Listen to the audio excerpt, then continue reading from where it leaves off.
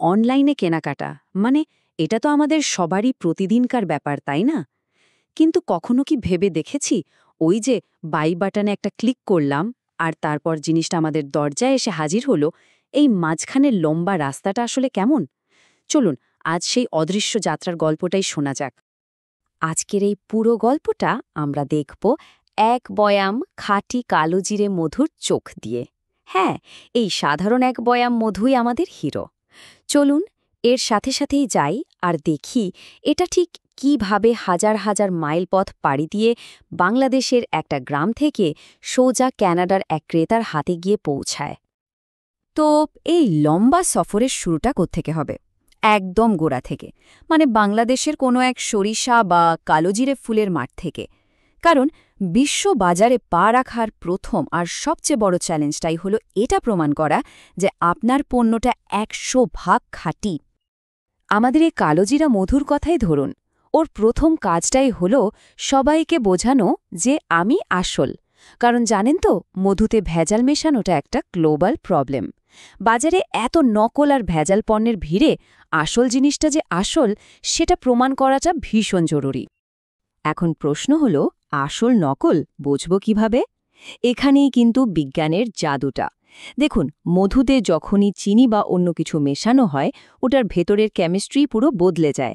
যেমন এর প্রোটিন বা পানির পরিমাণ। আর এই ছোট পরিবর্তনটাই ল্যাবের টেস্টে একদম পরিষ্কারভাবে ধরা পড়ে যায়।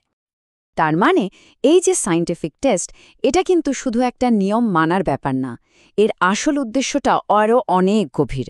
উদ্দেশ্যটা হলো হাজার হাজার মাইল দূরে বসে থাকা একজন কাস্টমারের মনে বিশ্বাস তৈরি করা। আস্থাটাই এখানে সবকিছু। আর এই বিশ্বাসটা তৈরি হয় কিছু নির্দিষ্ট প্রসেস ফলো করে। যেমন ধরুন HACCP, এটা হলো একটা আন্তর্জাতিক ফুড সেফটি প্ল্যান। ব্যাপারটা অনেকটা বিল্ডিং বানানোর আগে ব্লুপ্রিন্ট তৈরি করার মতো। মানে প্রোডাকশনের প্রত্যেকটা স্টেপে কোথায় কি ঝুঁকি থাকতে পারে তা আগে থেকে বের করে সেটা সমাধান করা হয়। বেশ, তাহলে আমাদের মধু এখন খাঁটি, পরীক্ষিত আর নিরাপদ।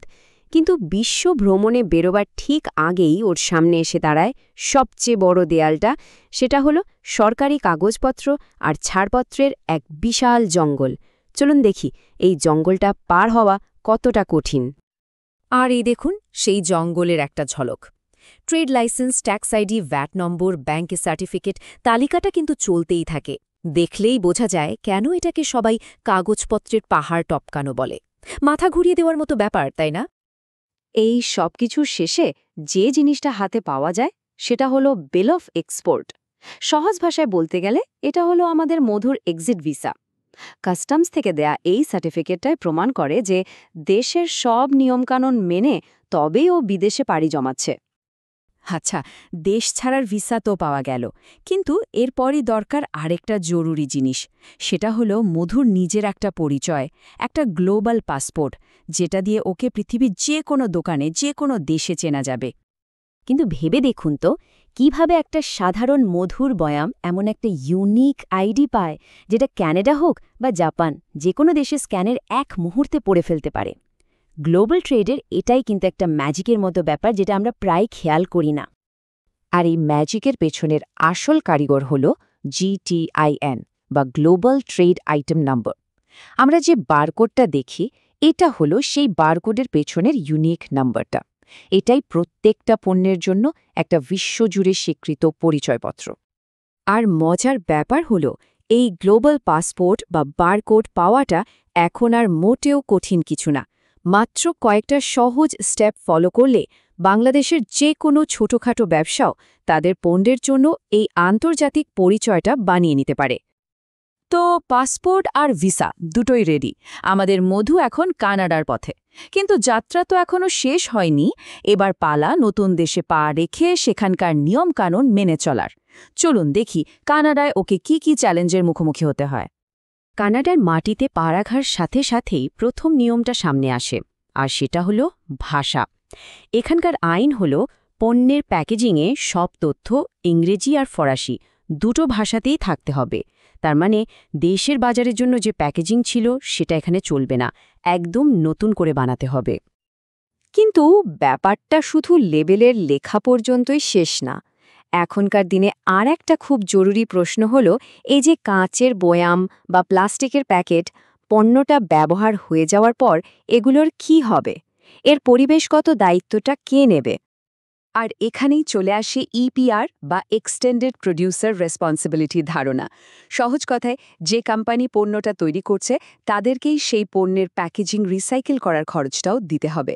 এই টাকা দিয়েই রিসাইক্লিংয়ের পুরো সিস্টেমটা চালানো হয়। তো আমাদের মধু কাস্টমস পার করেছে, ক্যানাডার সব নিয়মকানুনও মেনে নিয়েছে। এবার তার যাত্রার একেবারে শেষ ধাপ। ফিজিক্যাল সব বাধা পেরিয়ে এবার তাকে জায়গা করে নিতে হবে বিশাল এক ডিজিটাল শেলফে, অর্থাৎ অনলাইন মার্কেটে।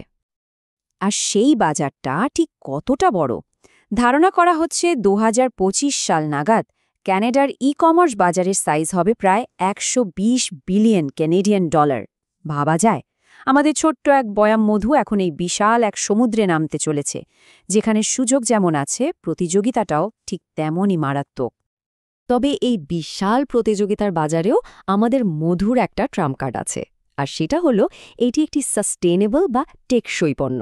আর এখনকার দিনে বিশেষ করে ক্যানাডার মতো বাজারে সচেতন ক্রেতারা ঠিক এই ধরনের প্রাকৃতিক আর পরিবেশবান্ধব জিনিসই কিন্তু অনলাইনে খুঁজে বেড়ান। এটাই হতে পারে ওর সাফল্যের মূলমন্ত্র। তাহলে দেখুন পুরো ব্যাপারটা কোথায় এসে দাঁড়ালো।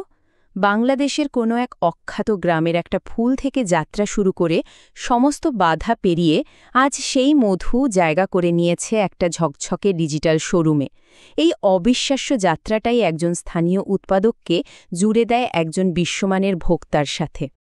তাহলে পরের বার অনলাইনে কোনো কিছু কেনার জন্য বাই বাটনে ক্লিক করার আগে একবার কি ভাববেন ওই একটা ক্লিকের পেছনে লুকিয়ে থাকা এরকম কত লম্বা আর রোমাঞ্চকর একটা সফরের কথা?